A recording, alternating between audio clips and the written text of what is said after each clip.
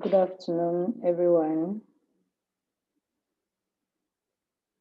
I'll be talking on climate change, coping responses, livelihood options, exploring these complexities within the Baka communities in Cameroon.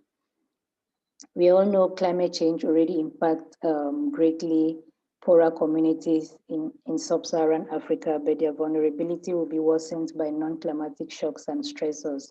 So what does this mean for forest-dwelling communities, especially the Baka people whose livelihoods are closely linked to the collection of forest resources, but are already experiencing low yields due to changes in weather patterns and large-scale deforestation? It is important to also state that households will be affected differently as the vulnerability of men, women, and children are often very context specific.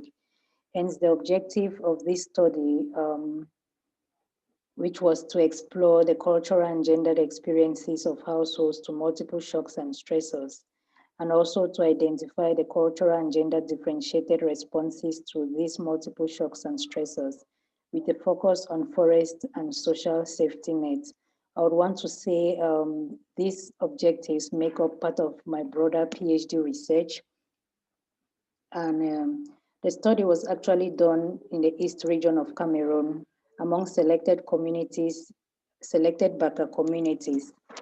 The Baka indigenous forest dwelling people with a hunting and gathering culture. However, over the years, they've integrated with some of the Bantu speaking people and now engage in both agriculture and collection of forest resources for their livelihoods.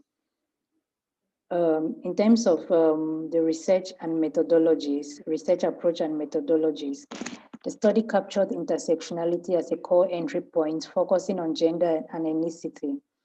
A combination of theoretical and conceptual frameworks such as the social ecological systems theory, the social justice lens, as well as feminist political ecology were considered as guiding tools to understand the complexities of local livelihoods and the gendered responses to both climatic and non-climatic shocks and stressors.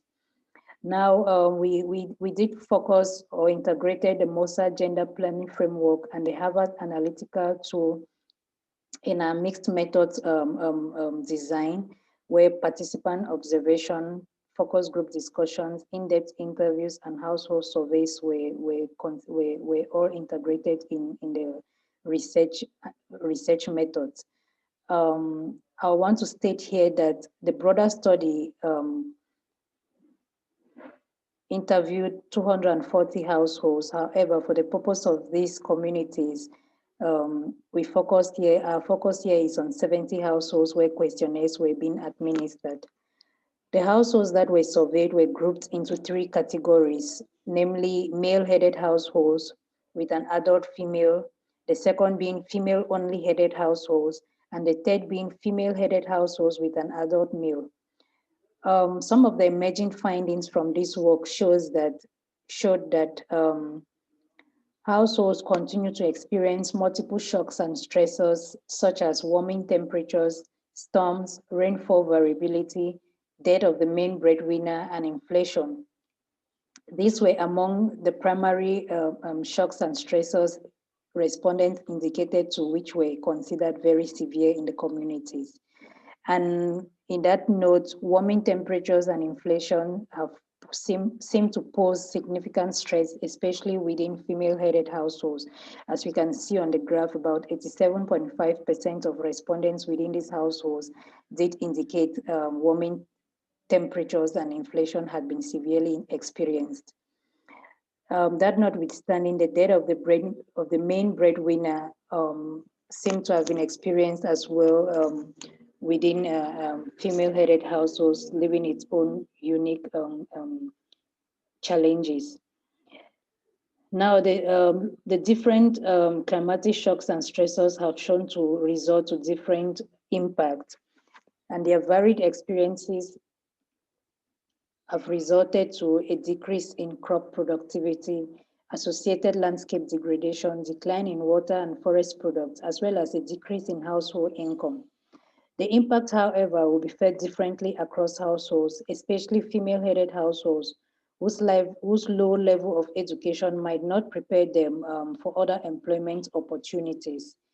Now, when we look at the coping and adaptive response strategies that households have considered over time, about a quarter of those interviewed indicated they received gifts and remittances. Of course, this was quite low, given the limitations of households within these communities considering migration as an option. However, we all know migrating to urban cities does not automatically guarantee job security, given their state of education and skills, which were often lacking to prepare them for the job market.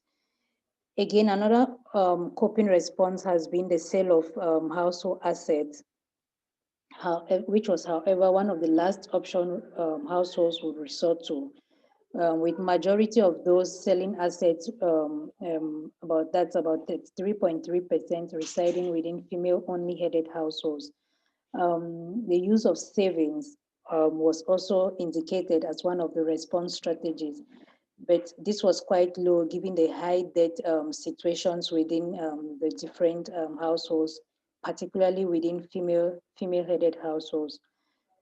Households also expressed their reliance on loan as a coping option, where borrowing money was common, where households borrowed money from informal schemes such as saving clubs or what we call stockvels. Nevertheless, many still tend to neighbors and friends and families to borrow money, an indication that households are already stretched beyond their coping capacity, making it difficult to lend financial support to others in the community. A major form of support was by providing labor through hunting and NTFP collection groups, where the use and sale of forest products was very common. Hence, this stood out as one of the main coping response strategy. Households were sometimes able to make up for the lost use, make up for their loss during poor use and cope during food shortage through the use and sale of such forest products. This was very common within female-headed households, confirming where the findings confirmed that they sold more NTFPs than those in the male-headed households. Selling more of such products would suggest they are more dependent on forest products. It is not unexpected considering the unique challenges posed to women and female-headed households in terms of land ownership, equity, access, and control over resources. Now, in conclusion, I would want to say, for us to push forward the agenda of sustainable development, informed by these results, government and development agencies need to consider the livelihood of indigenous people, especially the Baka communities,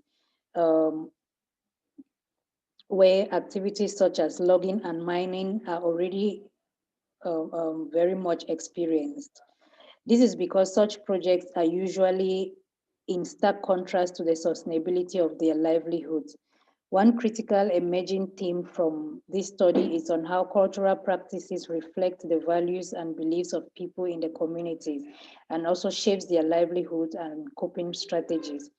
The absence of inclusive participation during project implementation by government could result to negative perceptions around government policies, even when such projects are geared at improving their livelihoods. We all know climate change tends to make a bad situation worse. Hence, our study is grounded on the premise that for governments to push forward the agenda of sustainable development, there is need to understand the culture, context, and livelihood of indigenous people before making misplaced development interventions, given that indigenous people's rights have been emphasized in the SDGs in a bid to achieve Agenda 2030. So in the context of climate change and adaptation, failure to do so could mean that communities are plunged into a deeper level of stress by well-meaning but maladaptive development in innovations which might pose a threat to their livelihoods. Thank you all for your kind attention. I would end here.